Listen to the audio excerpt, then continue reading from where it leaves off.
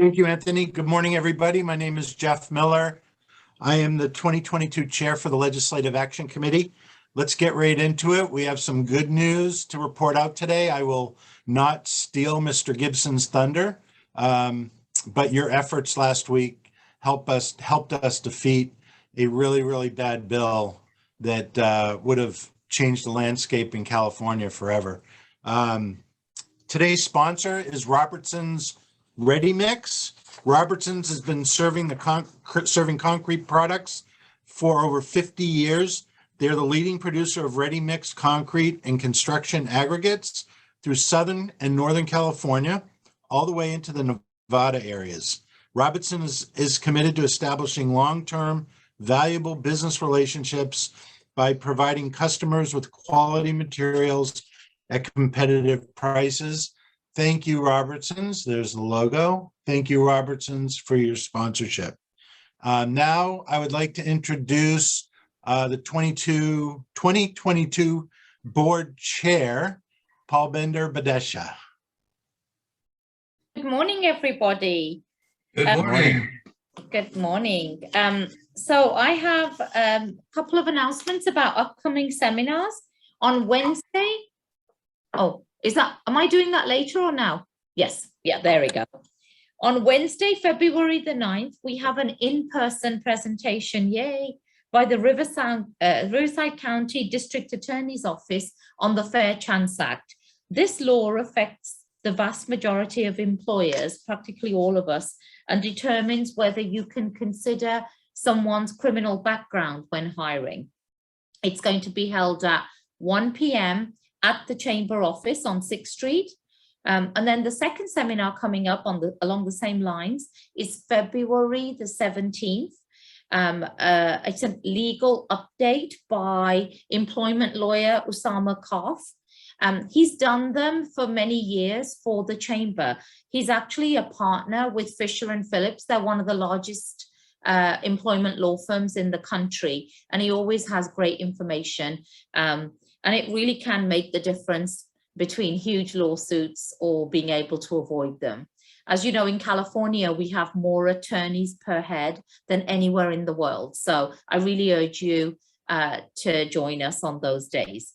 And then on February the 14th, excited to announce that our Coffee with an Entrepreneur speakers will be Alvin and Joy Ayusa. They're the owners of Just for Kids Preschool, and they have 3 locations, including 2 in Corona. They have a truly inspiring story, and we would love to have you join us and hear it. And you can register right now on the bit.ly that's coming up on the screen, or is on the screen. Okay, great. So now I would like to introduce our Membership Development Coordinator, Robert Yanus, to talk about membership. Over to you, Robert. Thank you so much, Paul Bender, and thank you all for being on the call today. And as many of you that have been on this call before know how important it is to our business community. And therefore, I ask you that if you have any vendors or people that you work with that own businesses are interested in the Chamber, please have them contact me here at the Chamber. I'll post all my information on there. You could call, text, or email me. And we definitely finished January out with some great new membership. And thank you very much. Back to you, Paul Bender. Great. Oh, I think it's Tammy next. Good morning, everyone, and thank you again for being with us on this business briefing. If you have friends or other Chamber members that you know would benefit from this, we definitely would love to have you spread the word and have more here. We have some phenomenal events that are coming up that have great opportunities for sponsorship and also exhibitor. And we have the Good Morning Corona coming up on Friday the 18th. That's going to be Sheriff Chad Bianco. So we're really looking forward to what he's going to share with us. Really great time to network. We also have our golf tournament coming up in May, and that's exciting, whether you're a golfer or you're not. It's an opportunity to absolutely spread your business to everyone that's there. It's a phenomenal event and great fun things afterwards at the after party as well. So definitely get a hold of us if you want details. And back to you, Paul Bender.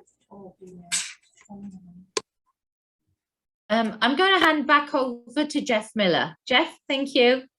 Thank you, Chair. Thank you, Tammy. Thank you, Robert. Thank you for all you do for the Chamber. Please reach out to them to participate in their activities and the things that they're working on. With that, I'd like to get right into the meat of the matter.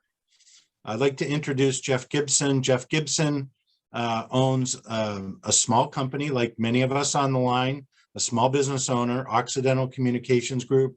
For over 40 years, he has worked in government affairs, government relations. He has specialized in issues of housing, transportation, environmental laws, and public safety. With that, take it away, Jeff. 40 years, my goodness. I was ambitious. Thank you. Yeah, it's been quite a while. So okay, 20 years. Does that make you feel any younger? Sure. Okay. It's actually I'll borrow a public speaking technique that even the president now uses all the time, but nobody used before President Biden. It's 32. So on to AB 1400, which we talked about last week, which is single payer healthcare. When we came to you last week, the governor had endorsed the concept of single payer healthcare, but only for 19 million Californians. And he was silent on AB 1400. AB 1400 was facing a deadline in the state assembly of to get out by the 31st of January.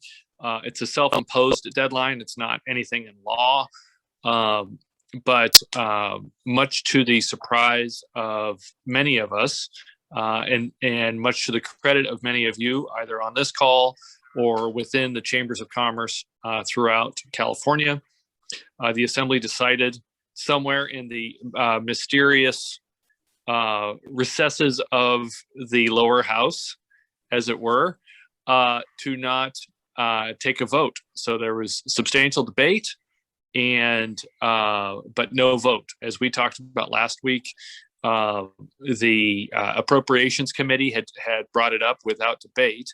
So you had a vote with no debate. This time you had a debate with no vote.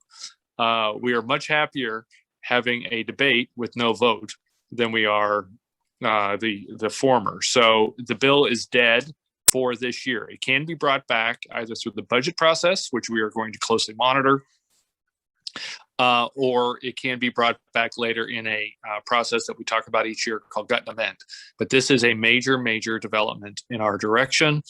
It would have easily, and even the sponsors were admitting that it easily would have tripled the state budget to a point where there isn't a single entity the size of the state of California that has been able to achieve what they were trying to achieve the way they were trying to achieve it. So as we discussed, Vermont and Hawaii were the only two states that had attempted single payer, and they've had to move away from that because it was bankrupting those extremely small states, and obviously portended to do something very similar to California. So that is very, very good news. Moving on to the next part of our challenge, which is opposing AB 1001, which was just referred to the Senate from the Assembly. AB 1001 increases the cost of housing by taking the California Environmental Quality Act, which in our platform we discuss very specifically. So the California Environmental Quality Act has been expanded slowly since it was enacted by Governor Reagan and the democratically held legislature in his era, from a clear transparency effort so that communities in the state could understand when projects were being completed, what the environmental impacts would be. So hence environmental quality. It has now been expanded into almost every aspect of your life and mine on an ongoing basis, and oftentimes at odds with the other stated goals of cities, counties, the state itself. I know that it surprises all of us greatly that the state would have competing goals, but that's just the way this state works. And AB 1001 by Christina Garcia, Democrat from Downey, actually does all of those things all wrapped up in one. It is a huge expansion of CEQA into the area known as environmental justice. Environmental justice tries to come up with a contemporary dollar value for long-term changes within a community, and then accords to different groups within the community based upon where they live, based upon their racial background, based upon their economic background, what the reward will be for people who will now have to live with these projects. Well, as you remember, last year and for several years, since his inauguration, January 2019, the governor has had a very public goal of producing at least 1.8 million new homes. His goal with that was that every city, every community, every planning agency in California would become denser, sometimes at a mind-numbing pace that has not been achieved. What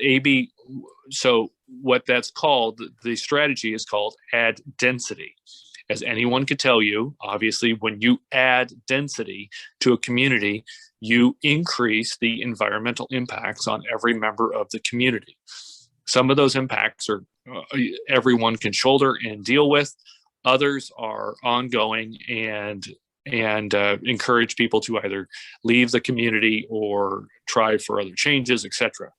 What AB 1001 would do is add another layer within CEQA. So if you're going for an environmental impact report or a similar type of CEQA act, you would have to come up with an environmental justice amount along with identified groups within your community in an identified way in which to physically pay those community members for the impacts of your project. But we're not talking about putting a rendering factory, Corona deciding to add some sort of factory or some sort of thing like that. What they're looking at doing is adding something that's being required by the state to add. So the state with one hand is requiring cities to add housing. On the other hand, they're coming along and saying, and now you have to pay when you're going to be adding housing, you would have to pay every single member of the community that is near that project for allowing housing. Obviously, that increases the cost of housing. Any one of us can say that if there's an economic impact, if you are increasing the cost of housing, you are increasing the complexity of housing, and you are decreasing the ability of cities to produce additional housing. And therefore, you're not going to reach your state goals, which then turn around to be, you're going to be facing state sanctions. So this is obviously something that we have been fighting against for years. We're going to continue to fight that. And I'd be happy to take any questions. Thank you, Jeff. We did have one question come in, and this is for AB 101 or 1001. Yep. Who can potentially be the defendants and plaintiffs of lawsuits? So it would be the developer and the city. So what happens is when a developer comes in to offer the opportunity to add housing, they have to file an environmental impact, or the city has to produce an environmental impact report, and then the city would certify it. There would be grounds for litigation against the city and the developer of the builder of the property, and the lawsuit against the city would say that the project was improperly analyzed. And then that a developer obviously knew of the impacts beforehand. Now, generally, these lawsuits rotate around what can be known or quantified based on you're going to be eliminating open space or you're going to be adding traffic. There are processes to go through all of these things and very clearly line out rules and regulations, many of them extremely restrictive. Again, as we say almost every week, we all understand we are living in California in 2022. We understand that there are a lot of rules. So there are a lot of rules that get at the economic value of traffic and all of these other issues. What this would be doing is saying someone has lived in the community for 25 years, or someone and will be living here for another 25 years. And so adding traffic will add a cost of X or a cost of Y or a cost of Z. And the city did not think of all of the long-term residents here when they certified the environmental impact report. So you're going to be suing the city and you're going to be suing the developer. So yes, and again, because it is open-ended, because it's so difficult to derive an actual cost, and it's designed specifically to be difficult if not impossible to decide an environmental cost. Most of the environmental justice requirements from the state specifically do not give any sort of guidance on what an impact in Corona is like versus an impact in Norco versus an impact elsewhere. So again, this is another layer of cost. Obviously, when you add layers of cost, you are not adding efficiency to a system. So yeah, it's going to be very difficult. We need to defeat the bill. And we did have an additional question come in. What is the likelihood that AB 1000 self-payer could still come back this year? AB 14. Yes, it is highly possible that that conversation begins again. And based upon where we are economically, there has been in the last 24 hours quite a bit of very bad economic news. We clearly are in stagflation, and there is clearly not a easy way out of this. So usually when we're looking at those issues, the idea of single payer starts to kind of move to the back burner, because there's obviously a very widespread understanding that single payer does not drive down the cost of healthcare. In fact, wherever it has been tried, it has not driven down cost or increased quality. So. Thank you. There are no further questions at this time. Go ahead and move on. I think John, the user John Michael, you have a question, or he submitted that in the chat. Oh, okay, great. Yes. All right. Am I allowed to make a statement? Sure. Go ahead. Go ahead. Hello, my name is Dr. John Michael Usler. I'm new to the chamber as of last November, and I am a medical doctor. And so I really was interested in finding out about the self-payer system. And the one thought I would like to leave you with is that even though there's a large economic cost over here, which is clearly a significant factor, is that as a physician, I have to speak for the fact also is that it's important for us to continue the conversation, not about a self-payer system, because that really limits access to healthcare from my standpoint.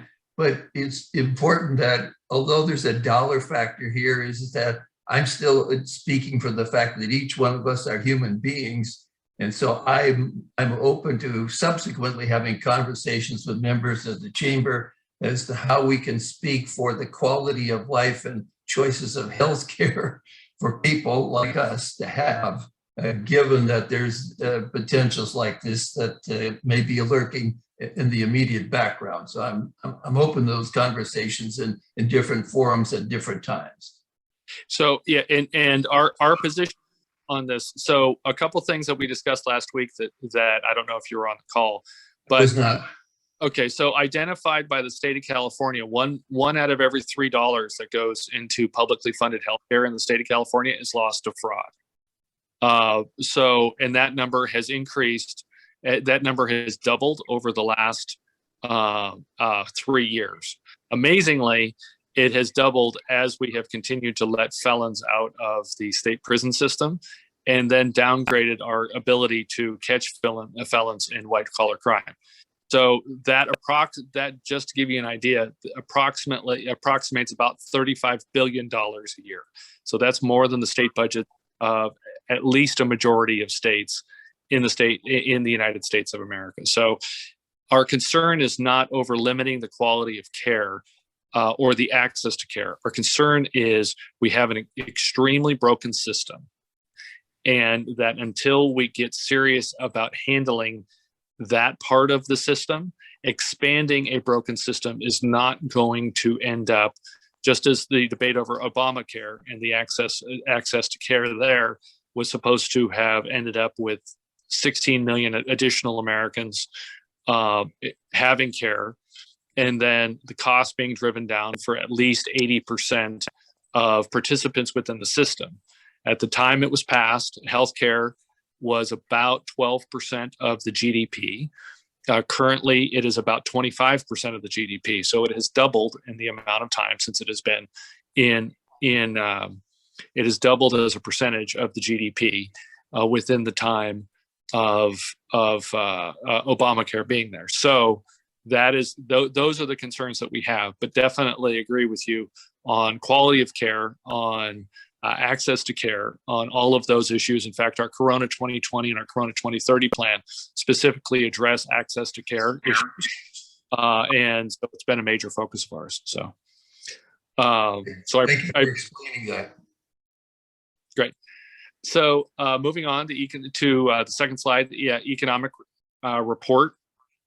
Much to the surprise of many, including the Federal Reserve, which was predicting that we were going to be adding 200,000 jobs in January. And if you remember, or you watch this fairly closely, we've been seeing that, and the Federal Reserve was going to be tightening money policy. We're likely going to be raising interest rates, which are currently at zero. And actually, they're negative if you consider that the Federal Reserve has purchased $8 trillion in bonds over the course of the last 12 years, and in a program called quantitative easing. And the reason they were going to do that was because the job market was so stretched and the economy was so hot. And that's why inflation was up and all these different pieces of the puzzle. Well, it ends up that according to ADP, which is the large payroll company that I'm sure Paul Bender could speak to, and they are extremely accurate in their employment numbers. It's amazing when you can get sued over the stats that you provide to the public. You're amazingly accurate about it. The federal government generally every 20 days resets almost all of their predicted numbers, and you can't sue the federal government for that. So federal government said we're going to be doing 200,000 new jobs in January. ADP found that 310,000 people lost their jobs in January. So that's a swing of 510,000 jobs. That puts us well below 7 million jobs that have not been recovered. And we are down a net 7 million from the pandemic peak, from the pre-pandemic peak. So if you're hearing a lot about job creation, et cetera, when you look at net jobs, we are way, way off, way, way down. And this is going to be showing up in a couple different policy discussions that you're going to be seeing in the next months. One, it very likely will affect Federal Reserve policy. Again, the Federal Reserve is looking at 3 interest rate increases this year. They were also expecting that there would be approximately 2 million net new jobs produced this year. So that would mean 9 million jobs is the figure that the Federal Reserve is looking at coming into the economy this year. And we are already well below that. So that it very likely could affect Federal Reserve policy. Second, Build Back Better has been taken off the table for a number of different reasons. One of those, which was not heavily reported yesterday, but unfortunately, one of the U.S. senators from New Mexico had a very large stroke, spent several hours in emergency surgery yesterday. Ben Lujan, from Democrat from New Mexico. As we all likely know, the U.S. Senate is split 50-50 with the tie-breaking vote going to the vice president.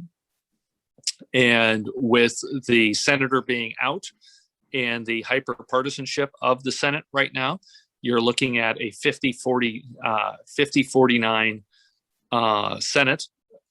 The Senate will not reorganize, giving the GOP control, because technically the senator from New Mexico still holds his seat, but it's going to take several weeks, if not more months, for the senator to be healthy enough to participate.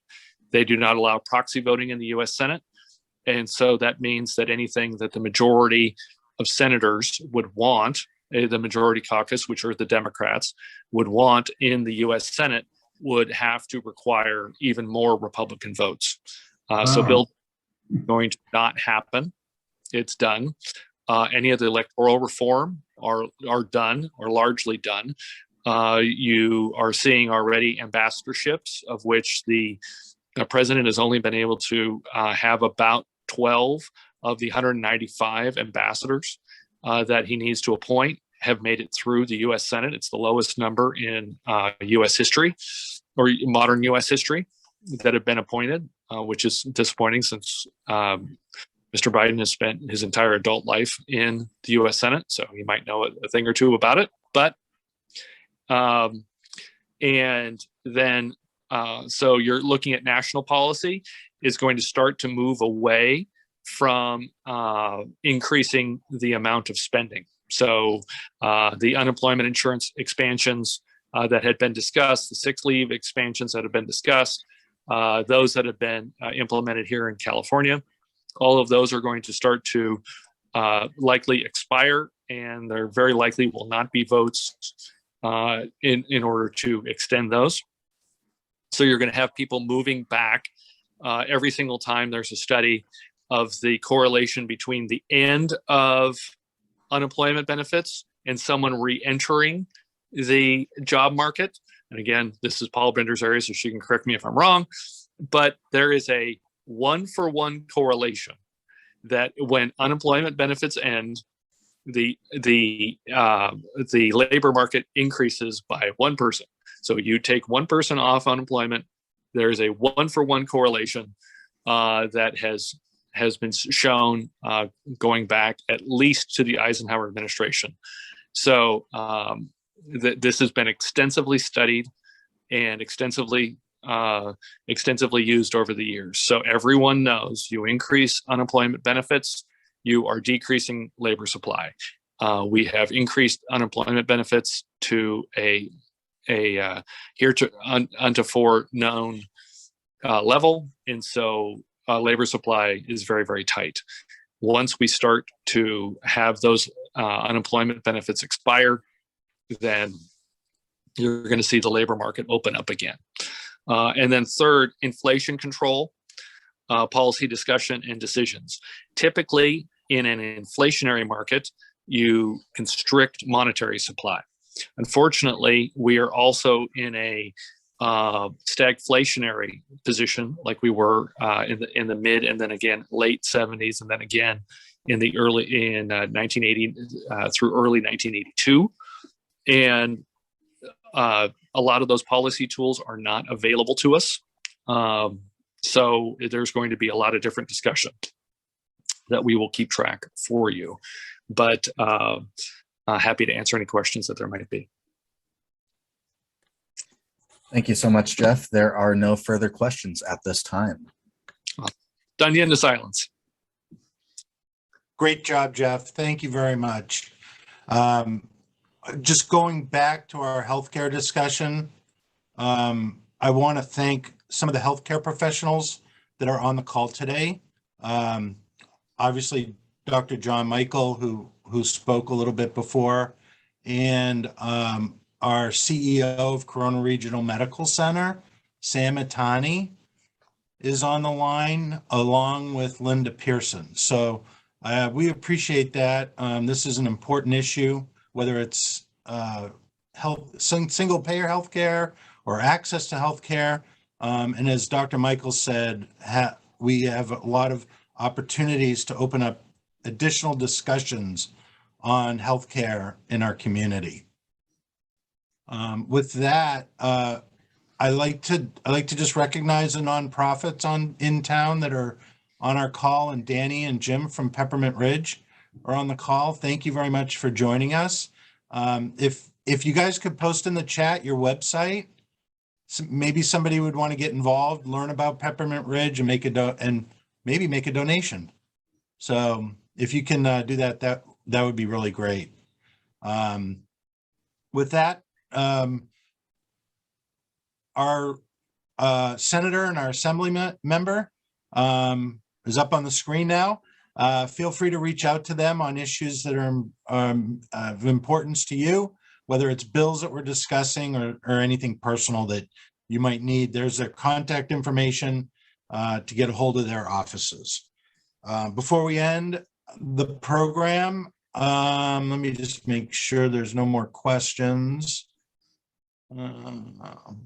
Okay, so I'd like to thank some folks that are on the line with us today. Former mayor, former council member Jason Scott, Brad West from the Office of Assembly Member Sabrina Cervantes, Dr. Monica Green, the president of Norco College, Annette Dumont from the Riverside County Office of Education, and from the fine city of Wildemar, Kimberly Davidson.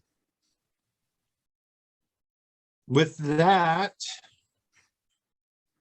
I'd like to thank our sponsor again, Robertson's Ready Mix.